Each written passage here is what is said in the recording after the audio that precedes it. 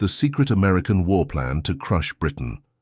There is a document that spent 50 years locked inside the United States National Archives. Heavy cardstock cover, stamped with classification markings, filled with operational details that would make any diplomat lose sleep. Inside those pages, military planners mapped out the deployment of 6 million soldiers. They calculated tonnage requirements for massive chemical weapons attacks. They drew invasion routes across friendly borders. And the target of all this planning was not some hostile dictatorship or rival ideology. The target was the British Empire. Most people today take the bond between Washington and London as something permanent, something almost genetic. Two nations joined at the hip since the beaches of Normandy, but that version of history skips over a very uncomfortable chapter. During the 1920s, the two most powerful English-speaking countries on Earth were not allies. They were competitors locked in a slow-motion collision, each one watching the other with suspicion that bordered on hostility. Inside the British Admiralty, senior officers spoke openly about the possibility of full-scale naval warfare against the United States, not as some distant hypothetical, but as a scenario they genuinely expected to face within their lifetimes. The roots of this rivalry go back to the end of the First World War. When the guns finally stopped in November 1918, the victory celebrations masked a brutal shift in global power. Britain won the war, but the cost was staggering. The treasury was empty. Entire industries had been ground down to feed the war machine. A generation of young men was buried in foreign soil. War debt, most of it owed to American banks, hung around the neck of the British economy like an anchor. Meanwhile, the United States came out of the conflict richer and stronger than any nation in history. Its factories were intact, its population was growing, its gold reserves were enormous. The balance of power had flipped, and both sides knew it. The real flashpoint was not territory or trade, it was control of the ocean. For 2 centuries, the Royal Navy had maintained what strategists called the two-power standard. The British fleet had to be bigger than the next 2 largest navies in the world combined. This was not about prestige. For an island nation that imported most of its food and raw materials, losing command of the sea meant losing everything. A hostile navy cutting off Atlantic shipping lanes could starve Britain into surrender within months. By the early 1920s, that safety margin was gone. The United States Congress was pouring money into naval construction at a pace Britain simply could not match. American admirals argued that their growing merchant fleet needed protection from British blockade tactics. They demanded a navy equal to anything the Royal Navy could put to sea. In London, this demand landed like a threat. British naval officers asked themselves a simple question: why does the United States need the largest navy on Earth? They had no far-flung empire to protect, no hostile neighbor breathing down their neck. The only logical answer, from the British perspective, was that the American fleet existed to challenge British supremacy. This suspicion boiled over in 1922 at the Washington Naval Conference. The official purpose was arms reduction. The real purpose was a financial shakedown. The United States used its economic leverage to force Britain into scrapping a significant portion of its own warships. The treaty that came out of those negotiations set a ratio for capital ships: 5 for the Americans, 5 for the British, 3 for Japan. The numbers looked equal on paper. In practice, they were a death sentence for British naval dominance. The Royal Navy had to spread its 5 shares across the Atlantic, the Mediterranean and the Indian Ocean. The American Navy could concentrate its 5 shares in just 2. For the first time in modern history, Britain formally accepted that it could no longer outbuild its chief rival at sea. The diplomats celebrated. The military planners did not. They went back to their offices and started drawing up contingency plans for the war they believed was still coming. British strategists recognized that their traditional weapon, the naval blockade, would be almost useless against the United States. You cannot starve a continent. America had its own oil, its own steel, its own farmland. Worse, Britain had an enormous vulnerability sitting right next to the American border. That vulnerability was Canada. And as the decade rolled forward, American war planners started looking at their northern neighbor not as a friend, but as the front line of a future British attack. The document they produced was called Joint Army a Navy Basic War Plan Red. Its final version received approval in 1930, but the thinking behind it stretched back through the entire previous decade. It remains one of the most disturbing pieces of strategic planning ever produced by the American military establishment. The War College in Washington had assigned color codes to every potential enemy. Germany was black, Japan was orange, the British Empire was red. Not just another adversary, but the primary threat, the only global power with the reach and the resources to strike at the American homeland. The plan was not about defense. It was a detailed blueprint for attacking first. American strategists understood that a war against Britain would not be won through naval battles in the middle of the Atlantic. It would be won on the ground in North America. The critical target was Canada, assigned the code name Crimson. The assumption was straightforward. If war broke out, the Royal Navy would immediately move into Canadian ports and use them as forward bases to blockade the American East Coast. To stop this from happening, the United States Army would have to invade Canada before the British could get organized. The plan called for a massive ground offensive on multiple fronts. The primary objective was not the Canadian capital of Ottawa. It was the port of Halifax in Nova Scotia. Halifax was the key to everything. If American forces could capture that harbour, the Royal Navy would lose its main refueling and resupply station in the Western Hemisphere. Without Halifax, British warships would have to operate from Bermuda or the Caribbean, drastically reducing how far they could project power against American coastal cities. One American column would push north from New York State, driving toward Montreal and Quebec City. Taking those two cities would cut Canada in half and isolate the eastern maritime provinces from any reinforcement. Another column would move out of the Midwest to lock down the Great Lakes region, turning the industrial heartland into a defended zone that no British force could threaten.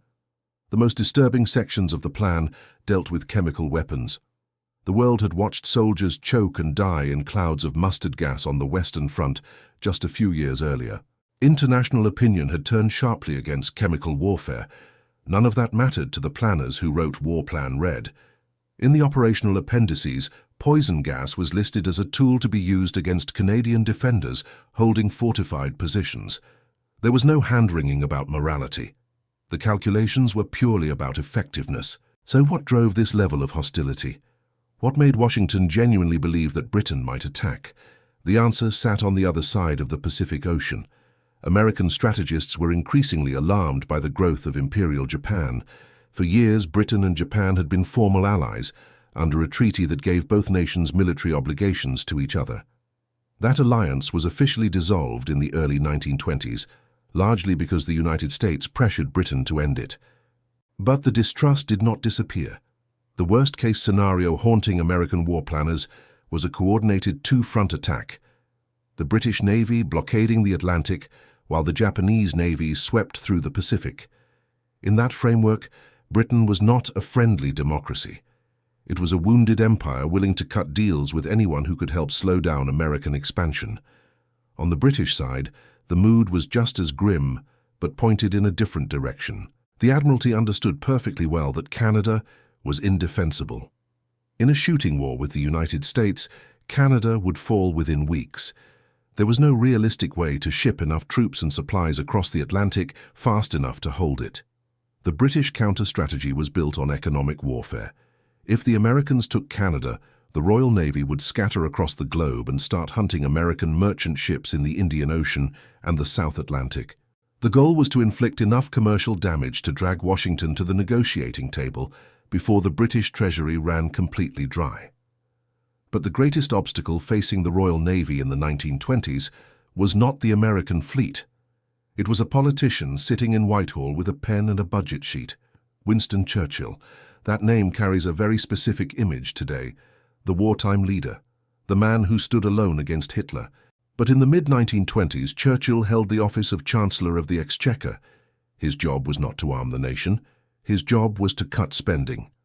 Standing opposite Churchill was Admiral David Beatty, the first Sea Lord. Beatty was a living legend.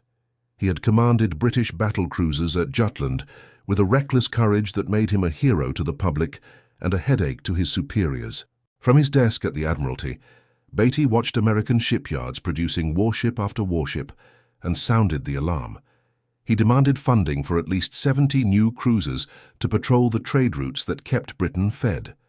Without them, he warned, an aggressive American navy could shut down British commerce and bring the country to its knees. Churchill dismissed the whole argument. He considered the Admiralty's fears to be budget-grabbing dressed up as strategic analysis. His weapon was something called the 10-year rule, a planning assumption first written in 1919. It stated that British military budgets should be calculated on the basis that no major war would occur in the next 10 years. Churchill made this rule roll forward automatically. Every single day the 10-year window reset. There was always another decade of peace ahead, at least on paper. In a confidential memo to the cabinet in 1927, Churchill wrote that war with America was not something any responsible government should plan for. He argued that even if the American Navy grew larger, Britain should simply accept it. Bankrupting the country to prepare for a politically impossible war made no sense. Beatty saw this as dangerous blindness. He viewed the United States as a commercial predator using financial muscle to push Britain aside. He pointed to American diplomatic aggression, the constant demands for freedom of the seas, the war games being run against British targets. But the money was not there. Britain was buried under war debt. The economy refused to grow. Churchill won the argument. The naval budget was slashed. The cruiser program was gutted. Beatty eventually retired, bitter and frustrated, watching the fleet he loved slowly fall behind. That internal victory had consequences nobody fully appreciated at the time. It stripped Britain of its bargaining position. By the late 1920s, the Royal Navy was sliding into obsolescence just as diplomatic tensions were climbing toward a peak. The breaking point arrived in the summer of 1927 in Geneva. The major naval powers gathered to extend arms limitations to smaller warships. It was supposed to be routine. It turned into a disaster. The Americans wanted heavy cruisers carrying 8-inch guns, big ships with long range, capable of crossing the Pacific without stopping. The British wanted light cruisers with 6-inch guns, smaller, cheaper, and deployable in large numbers across thousands of miles of ocean. Each side saw the other's preferred ship type as a direct threat. The Americans accused Britain of trying to maintain hidden superiority through sheer numbers. The British accused the Americans of building a fleet designed to starve their islands. 6 weeks of shouting produced nothing. No treaty, no agreement. The delegates left Geneva angry. The press on both sides fanned the flames. London newspapers questioned why America needed a navy that could destroy the Royal Navy. Washington newspapers accused Britain of trying to keep America subordinate. Cabinet meetings in London turned frantic. The relationship between the two countries hit its lowest point since the War of 1812.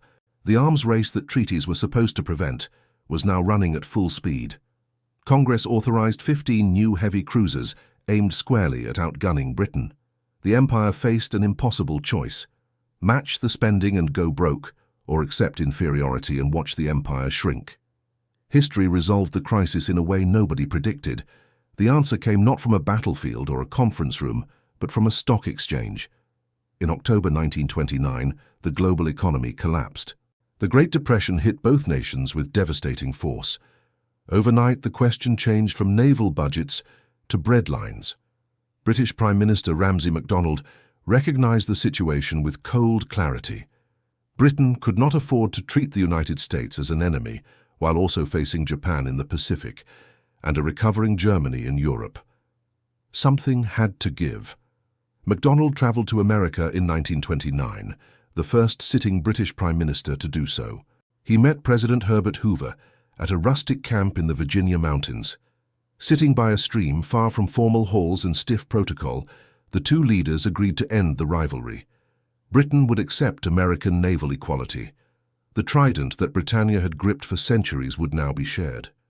The London Naval Treaty of 1930 made it official. The Royal Navy accepted caps that would have caused riots in the Admiralty a decade earlier. Britain quietly withdrew its naval presence from the Western Hemisphere and focused on the threats gathering in Europe and Asia. It was a surrender wrapped in diplomatic language, but everyone who understood naval strategy knew exactly what it meant. The war plan red files were not destroyed. Military bureaucrats kept updating them into the late 1930s. In 1935, the War Department even funded construction of a secret airfield in Nova Scotia, disguised as a civilian project intended for use during a Canadian invasion. But the political energy behind the plan was gone. As fascism rose in Europe and Japan expanded across the Pacific, the old color-coded enemies rearranged themselves. The red and blue forces that had planned each other's destruction ended up fighting side by side against the very threats they had once labeled black and orange. War Plan Red stayed classified until 1974. When the documents finally became public, Canadian newspapers reacted with understandable irritation at discovering their neighbor had spent years planning to gas their soldiers and seize their harbors. But the real lesson of this forgotten chapter sits deeper than any single document. Alliances that look permanent are actually choices. They are made under pressure, abandoned when circumstances change, and rebuilt when survival demands it. The United States did not invade Canada. The Royal Navy did not blockade New York, but the preparation for that conflict shaped everything that followed. It forced Britain to accept that its empire had an expiration date, and it confirmed the United States as the dominant power of the 20th century.